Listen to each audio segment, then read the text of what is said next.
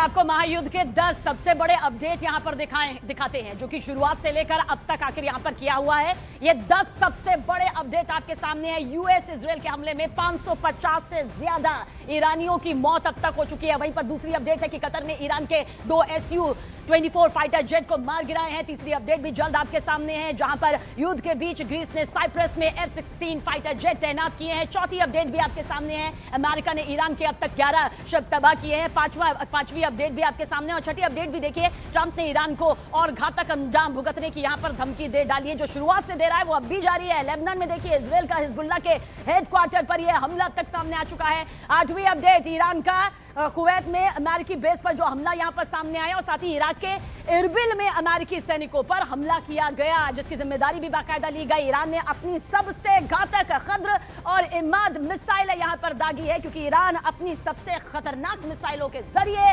चोट पहुंचाने की कोशिश कर रहा है। अमेरिका के लिए खamenei को मारना देखिए बिल्कुल आसान नहीं था, क्योंकि खamenei जमीन के अंदर बनाए गए एक ऐसे बंकर में रहते थे जहां तक पहुंचने के में लिफ्ट को 5 मिनट से ज्यादा का वक्त लगता था।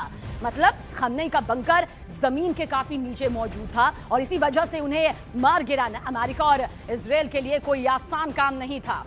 द न्यूयॉर्क टाइम्स के मुताबिक CIA के जासूसों ने कई महीने तक उनकी जासूसी की, पल पल की खबर रखी, ऐसी मॉनिटरिंग की जिसका अंदाजा भी नहीं लगाया जा सकता। और कई महीनों तक की इस जासूसी के बाद ये जानकारी हाथ लगी कि खamenei तेहरान में 28 फरवरी को एक गुप्त बैठक में शामिल होंगे।